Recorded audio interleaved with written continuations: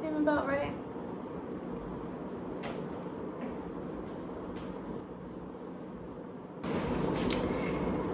Hello. I am checking in. It has been, I want to say like 4 or 5 weeks since I've been here. And okay, let me just start off. Hi guys. I guess I'm gonna just pretend like I'm talking to my friends because that's the whole point of this. Or pretend like I'm talking to my future self or something because that makes it easier. But then if other people are watching, how do I explain? I guess I'll introduce myself. Hello. My name is Lula and I am 28 years old. I decided a while ago to start doing a video journal of the process of moving across the whole fucking world. And let me just say, it is across the world. It feels like another planet. I'm in the future now. It's not that bright, guys. No, I'm kidding. It's very bright here, at least. But the flight was 22 hours. Of course, I got sick. I was vomiting. It was miserable, but we made it. And the best way to keep describing it is, it feels like I've gone from a rated R TVMA movie to like a PG-13 movie. Like, I don't feel scared to walk down the street. Everyone is so nice and friendly. It's just been really good. And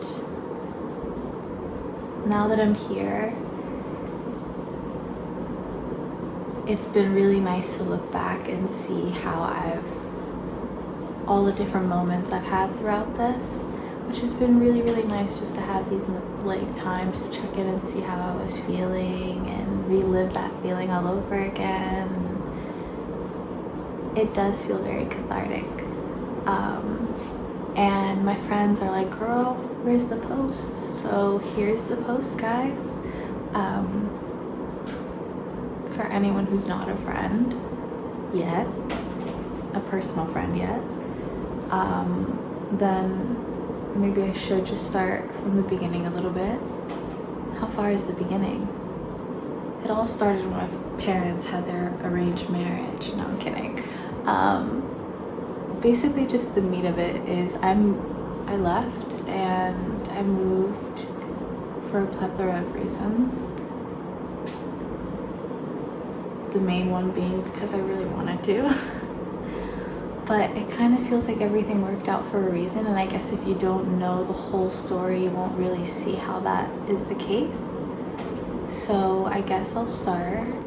I have been sick since, I don't even know how long at this point, maybe 13 years or something, I don't know.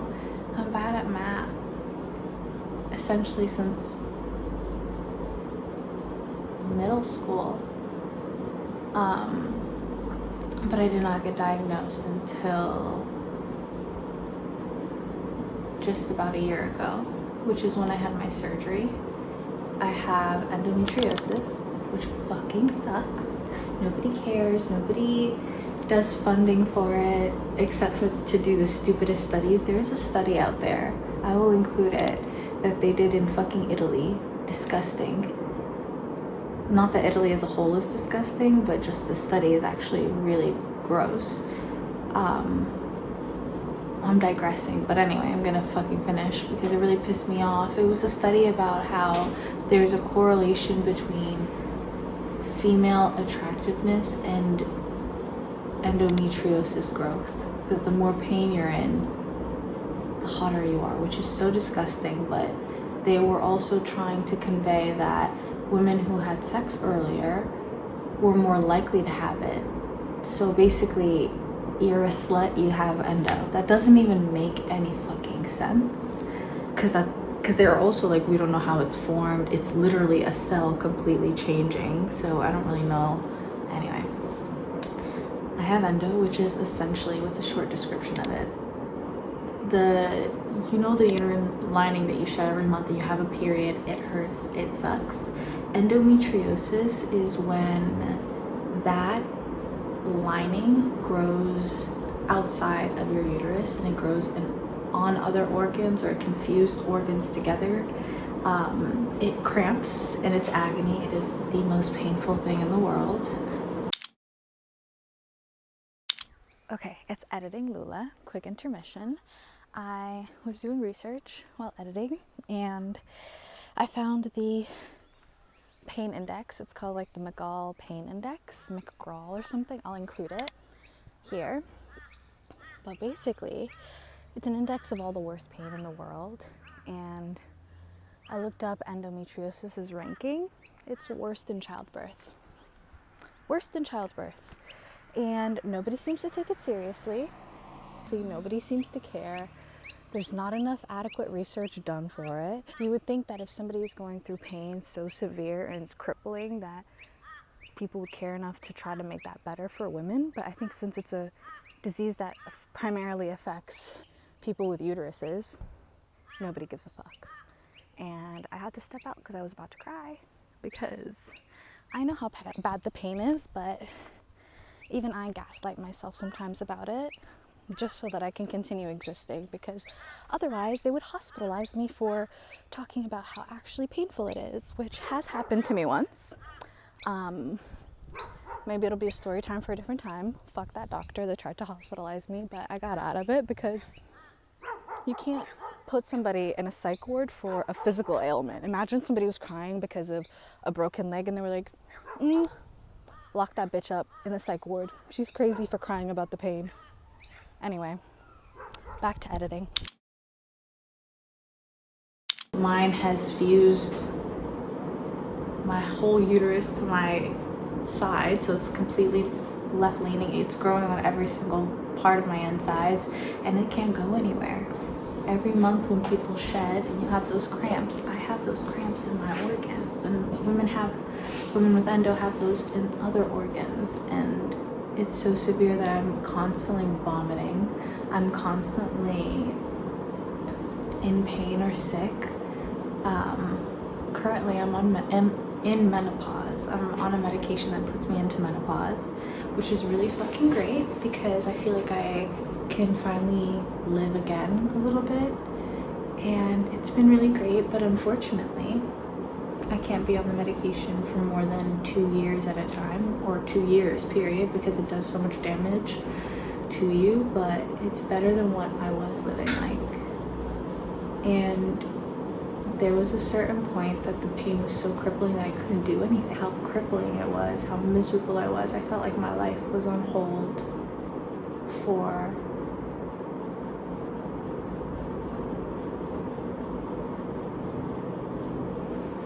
I feel like my life has been on hold for a while. I feel like my life has been on hold for a few years, and then the next possible thing other than the medication is to get surgery, which I have done, and they've removed my entire peritoneum, which is basically the cling wrap that holds your organs together. So imagine on the inside, all of this, front to back, the whole thing, they just went in that bitch like wallpaper, and they were like ripping that shit off. I'm just kidding. I'm sure they were much better than that. My surgeon was really sweet, but they essentially just ripped all of it off, took it out, tested it, and it was growing everywhere, which is why they just got rid of the whole thing. But unfortunately, you can't get rid of my organs, which is also growing on. So anyway, the next possible step is a hysterectomy, which would mean that I would not be able to have kids, obviously, because you need your hysterectomy. And I think now that I'm faced with the possibility of, or when I was faced with the possibility of not having kids, it kind of forces you to take the decision of like, do I want to have kids? And I do. I really, really, really want to have kids. And I feel like because I only have 2 years on the medication, I have to orient my whole life around that decision, which is fine. But in this dating and political climate, it's hard to, I don't know. I basically had to buckle down and be like, okay, I need to get serious. I need to either freeze my eggs or just give up and adopt eventually, or somehow find like the love of my life within the next year. And all of that, I guess, leads to where I'm at now. Because, I guess one more other thing is, before I got on the current medication I'm on, I was very, very down. And a lot of the people closest to my life know that. And I'm not ashamed. I was seriously considered being put down.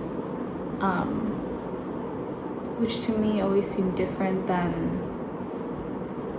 what do they say on here? Not to get banned, for being honest.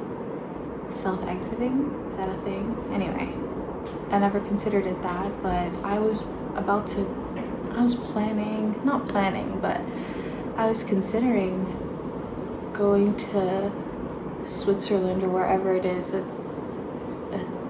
where they facilitate those kinds of things for people who are chronically suffering and in chronic pain. I seriously considered that maybe that was a game plan, and I spoke with my doctors about it. I spoke with my therapist about it, and even with my therapist we kept hitting a wall, because I feel like there are software issues and hardware issues, and that's what I break it up into. For my depression, that's a software issue. And if I break an arm, that's a hardware issue. Endometriosis is a hardware issue in my head because it's a problem with hardware. I wouldn't go to a psychiatrist for a broken arm because that's a software issue, not a hardware issue. Hopefully that makes sense. So it's hard because, to me, physical torture or mental torture can be worse sometimes than death. So it's hard because I kept hitting a wall with my psychiatrists where you can't necessarily think your way out of pain. And when I'm in those moments where I'm in excruciating pain and I can't move and I'm just on the bathroom floor crying by myself, there's no emotional tools necessarily that I've found that are able to help me get through that, other than just gritting your teeth and getting through it. But that takes an intense toll on you. And I feel like it was eating away at my soul slowly. And I didn't want to become a bitter, angry person because of all the pain. So thankfully I talked to my doctor. I'm on Wellbutrin, shout out. It helps a lot. I'm also on the Endo medicine. I don't even need antidepressants because I'm perfectly fine. When I'm not in pain, I'm an extremely happy person. The issue is I'm in pain most of the time. And even then, I try to be a happy person. But anyway, so once I got on the Orlissa, is the medication I'm on that puts you into menopause. And once I got on that, I finally felt like I could live again. And my plan was just to live life and try to, I don't know, get married as quickly as possible. I always knew I would get married quickly. Maybe because I read too many romance novels when I was younger. I always believed in like the meeting somebody, falling in love, and like getting married 2 weeks later, which I have not done. But we'll see. I was just obviously living my life and hoping that I would find somebody, and finally taking men seriously, which I hadn't in a while. I met Tom, obviously, before he came here. And yeah, it was really great timing. We talked, and I can't even stress how many hours me and him talked. Both of our phones crashed from how much communication we had with each other. And for a while I felt like I was so sick and disgusted with men because they were always so gropey and gross and like so obsessive and intense immediately, and like there were times where I would be speaking and they would not even respond to my questions or not even say anything, just be like, "You're so pretty," or something stupid like that. So I didn't feel human for a really long time. And I remember saying to one of my friends, like, I really, really wish that I could just meet somebody who just did not even want to touch me, but was obviously in love with me. And I feel like I low-key got that, because since he was in Australia, when we initially started talking, all we did was talk. And I felt like a human being more than anything else. And I think that's why I obviously fell in love. And it all, now looking back, it felt like, it still feels like it was a long time, but I guess to everybody else it seems like it was just a short amount of time. But yeah, he came, we talked for maybe 2 months. He came to the States for maybe 2 months, and then we moved to Australia together. And I know it seems crazy, but everything was kind of working out. My lease was up in September. We ended up leaving in October, and I shit you not, 2 days, I'll let Past Lula explain actually. Okay, so you may be wondering, it's what, Tuesday, 1:58 in the middle of the day, but Lula's in Lowell getting pho. Why? She isn't sick, so why does she have the day off? I got an email yesterday. So y'all know how I'm basically psychic. I'm just kidding, I'm not psychic, but I notice when things change, even if it's the tiniest little change. When people start acting funny, I'm like, something's up. I have been saying for days and days that I want to get fired, because I was going to put my 2-week notice in at the end of this week, because I'm leaving October 12th. I was going to do my resignation this Friday, but I kept saying, oh my God, it would be so much better if they just fired me, because then I would get a severance package, they would have to pay me out, it would be a whole thing, and that money would be great for going to Australia. It would work out perfectly. And I kept telling Tom, I was like, I have a feeling I'm going to be fired. The last like week or 2 weeks, I was like, I have a feeling I'm going to be fired. I have this weird feeling. Yesterday, while I was in a meeting, the whole company got this email saying that Hyatt is having like letting go or whatever. They're letting go of people, 5% of the employees, and they told everyone to work from home, stay home. I already work from home, so I was like, okay, interesting. So I was like, my spidey sense is tingling even more now. So I get into work today. I have a meeting, and they're doing layoffs, and they let your girl go, and I'm getting a severance package. If they would have just waited, even though like a few days, I would have put in my 2 weeks, and they would have not had to pay me any money. So I feel like this is the universe telling me go. Like, it's been all green lights, and I keep asking, being like, if this isn't the right thing, hopefully there's signs that will show up. But it's like everything has been smooth sailing, everything's been working out. And I don't want to look a gift horse in the mouth, but I'm just going to be quiet. But anyway, your girl got fired today, or laid off today. Thank you. Got a huge severance package, thankfully, which really helped. It was really hard to get rid of my car, but I'm glad I did. And everything, my mom was on my side, all of my friends eventually were on my side, and I did this for me. And I really want to live. I haven't lived in a few years, and I really deserve that. I've never been in love deeply, and I deserve that. I deserve a big adventure, and I want to have kids. So I did this for me. I did it for my reproductive health. I did it because I'm in love. I did it because it felt right. And I feel like I constantly ask like the universe, if this is not the right decision, like please, please, please, if this is not the right person for me, take it away. And then every single time I feel like I got something else that proved to me that it was the right decision. And now I'm in this amazing little town called Coffs Harbour. It's so beautiful. The beaches are gorgeous. Everyone is so kind. The weather is amazing. I'm cat sitting a little kitty. Maybe you can see. Now let's see if you can get into this cat business. He's napping. He doesn't need me bothering him. But, so to my friends and family, I'm having an incredible time.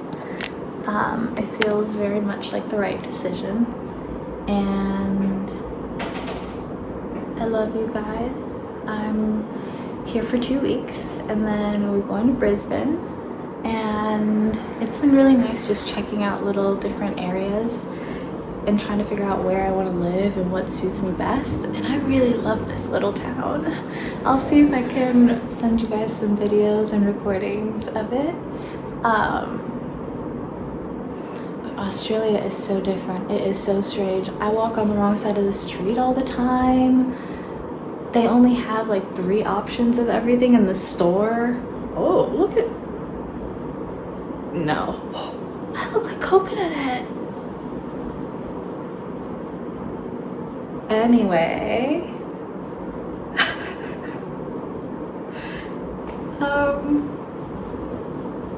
Okay, anyway. Australia is very strange, but very cool.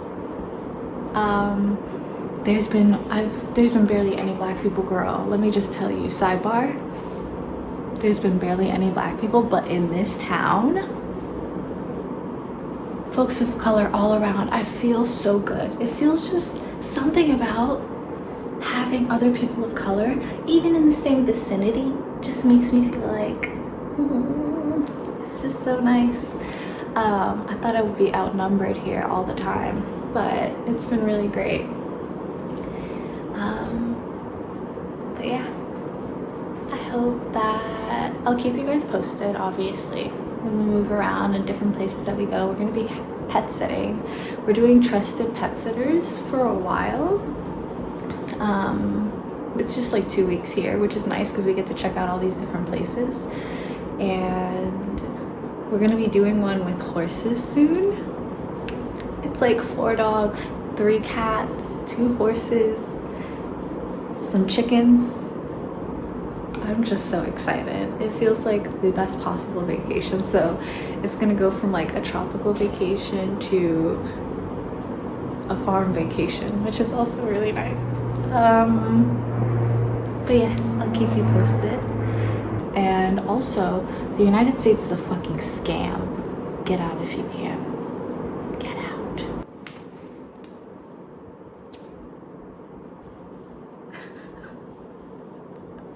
Okay, let's see if I can get the button.